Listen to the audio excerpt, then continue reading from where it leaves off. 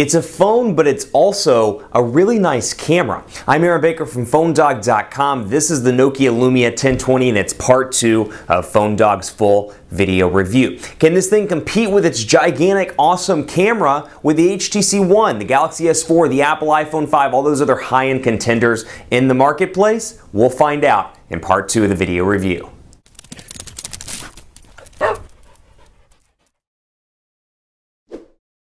As we roll into part 2 of the Nokia Lumia 1020 full video review, I want to highlight something that everybody talks about as a negative to the platform when it comes to Windows Phone 8, and that is app support. You either have one of two scenarios in most cases on Windows Phone 8. Either one of three, I should say. One, you have the official application, Facebook, for example. Two, you have some sort of third-party alternative. For example, Instagram, or I can't remember what they renamed it, but Instagram to Instagram. Or you don't have it at all, as is in the case with some very popular applications. That said, it's something you got to keep in mind. The application market's growing, the platform is growing. It's something Microsoft's working incredibly hard on, and I hope to see this in 1 or 2 years get up to where iOS and Android are when it comes to apps, because apps are very important as part of an overall mobile ecosystem. That said, it frustrates me from time to time when that's listed as a negative, because yes, you do miss out on some of the applications, but still there are a lot of great value adds that Windows Phone 8 brings to the table. So like anything else, you're going to have to sit down and figure out what's most important to you. Yes, you lose out on some of the official applications, but you gain in a lot of really good areas like the People Hub. You gain in the ecosystem of Microsoft with Office, for example, and with SkyDrive, and this burgeoning ecosystem that continues to grow on the Microsoft side, very much like Google Drive is to Google and like Google Drive is to Android. You're seeing that with the Microsoft ecosystem as well, maybe not as robust, but still you're seeing it, and you're seeing it grow incredibly fast. So you've got to decide what's important to you in this mobile world. It's no longer a case where you see a device and it's just noticeably better than every other device in the market. There are like 10 devices I'd carry right now in the market, and this being one of them, because you know what, it depends on what's most important to me at that particular time. Love that Office ecosystem. Love the integration with Microsoft products. I also enjoy how easy and clean Windows Phone 8 is. So we'll jump right into the review. Before I do that, special thanks to our partners at Best Buy Mobile for giving us devices like the Lumia 1020 for use in our One Paw Bandit giveaway game. We give it to you for free on the site at instantwin.phonedog.com. When you go into Best Buy Mobile, you'll walk out working. Look at your email, your web, your ProCam settings set up, so when you walk out the door, you're good to go, which is exactly what I'm going into right now. The Nokia ProCam. Now, there are a couple of different camera applications here out of the box, but when you pull this phone out for the first time and you click the camera button, it's going to default to the ProCam application. Now, there are some weird inconsistencies with the ProCam application as far as I'm concerned. One, by clicking here, I can see the most recent picture that I've taken. By clicking here, I can see all of my different pictures that I've taken, which that was not my best picture, clearly. I can scroll back and forth between those. I don't know why those two buttons are there. I don't know why you need to see your recent one but not anything else, and then the gallery is there. It's just very confusing, in my opinion. But you got your shortcuts up here. Another way to do it is by pulling the camera icon out here, and you can get all of your shortcuts. I find myself changing on a regular basis the zoom from auto to manual zoom. You can change around a bunch of different stuff. The white balance, the ISO. You can change around all kinds of features to make this camera and make the picture however you want it to be. So really, for a pro photographer or semi-pro photographer, this can be a great device. But again, keeping in mind, the price point is $299. So I can change around the ISO if I want to. I can change around the shutter speed if I want to. I can change around, like I said, I find myself changing this one quite often. That said, there are some confusion or confusing things. Like I said, that's one of them, but another one that I found consistent with confusion, or inconsistent, consistent with confusion, that's a quotable quote. You can see here 16:9 aspect ratio. It takes two pictures, one at 5 megapixels, one at 34 megapixels, so you can share one with your friends via mobile, and the other one will stay on the device, and you can pull it off via a USB cable. But when I switch to 4:3, it automatically changes to 5 megapixels and 38 instead of 34. So I think for a lot of people that aren't used to photography or novices when it comes to cameras, that's going to be something where they're like, what? Why do I have to change it to 4:3 to get the aspect ratio right, to get 35 or 38 megapixels as opposed to 34 megapixels? And then video shortcuts are over here as well. You've got all the different options, 1080p HD video recording capabilities over here, and you've got your framing grids as well if you want those. But a lot of different options, and I think that's what people like about this. This is not a basic camera by any stretch of the imagination, but what you can do is come down here into the lenses. You can either activate Nokia Smart Cam, and then you can activate one of your other lenses that you've either downloaded from the store, Nokia Cinematograph or Panorama being one of those, for example, or you can go back to the basic camera application if you want to. Basic Windows Phone camera application, nothing shocking here. Bring over the iPhone 5 just for test comparisons. And let's go ahead and back it out here so I can get that text. I don't know why it's not zooming in on that. That's odd. Let's see what we got here. There we go. And I can just take a quick picture like that using that one, or as I prefer, the Nokia ProCam application. We'll switch back to that and we'll load it up. I'll show you what you can do using the same camera, but we'll mess around with some stuff here. We'll go to manual zoom. Let's go ahead and see what we can do. And you can see the word iPhone becoming more or less clear depending on what I do. I've got my auto zoom, or I can manually zoom it in and out and say, hey, you know what? Find it to be right there.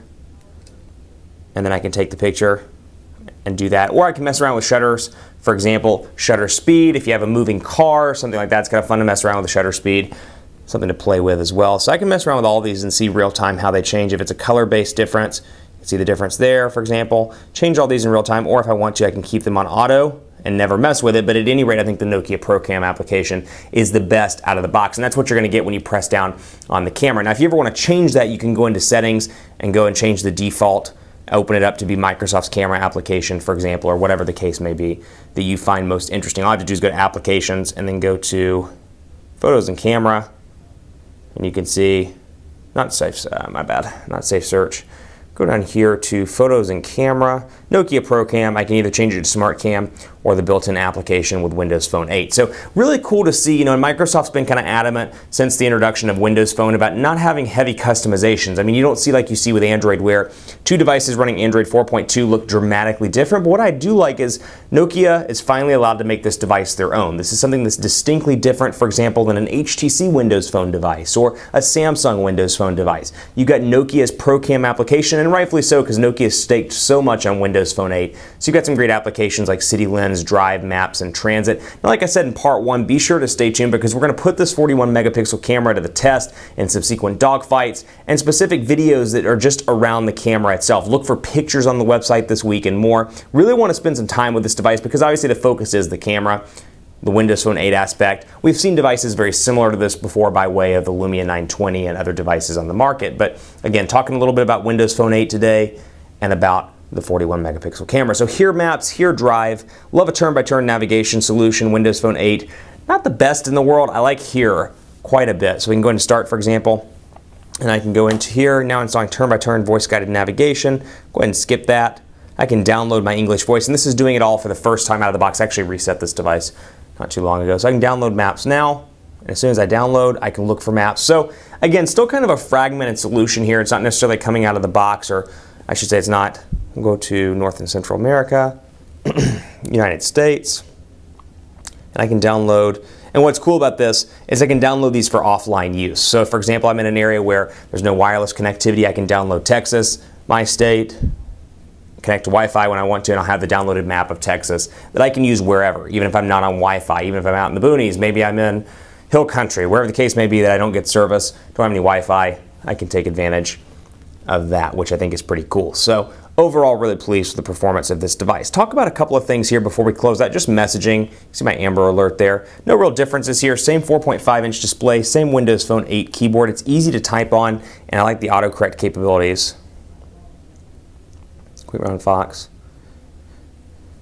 Happy that it is Monday. Quick Brown Fox likes to work. Quick Brown Fox is happy it's Monday, and you can come down here in typical Windows Phone 8 fashion and attach or speak. And this is actually pretty useful. Somebody on Twitter asked me to demo this, so I'm going to do this for you, Twitter person that asked me. I can speak and say whatever I want to say, and it will transcribe it. Very easy to use and great because I am a strong supporter of not texting or looking at my phone while driving. Much easier to come down here and talk like this instead of text messaging while driving.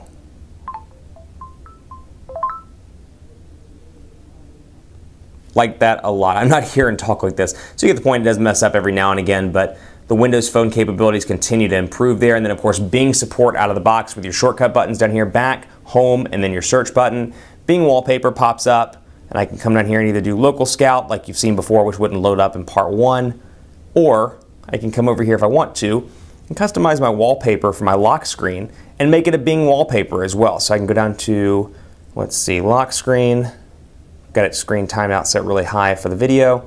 Then I come down here to Bing, for example, turn the phone off and back on, and there's my Bing wallpaper that you just saw as the wallpaper on my device, and that will change on a daily basis. So I really like this device. I think there are a couple of different concerns that I have. One, the price point is high, and I get the reason why it's high. It's a great camera. This is an incredible camera. It gives you the ability to customize it, change your ISO on the fly, change your white balance on the fly, change your zoom, your overall focus on the fly. Really like that, but again, $299 is going to be a tough sell for a lot of people that are used to seeing devices, high-end devices at that, at the $199 price point. I think Nokia's got a killer device here. Nokia has some great devices. I love Windows Phone 8. I like a challenger in the space, and that's exactly what Windows Phone 8 is. They've got a lot of awesome things going for them. A little bit of work ahead, a little bit of a tough road ahead, if you will, but still really enjoy Microsoft's offering here. Just want to see this thing be successful. And I'm wondering if that carrier exclusive on AT&T combined with $299 price point is going to help with marketing. Perhaps it will. Perhaps they'll do a good job of marketing. The planogram will be good in the retail stores, or it could be a challenge from an overall adoption standpoint. Keep it locked on PhoneDog.com for more on the Lumia 1020. I'm on Twitter at PhoneDog_Aaron, Facebook, Facebook.com/HiAaronBaker, Google+, G+.to/PhoneDog. Thanks so much for watching, and as always, I'll see you next time.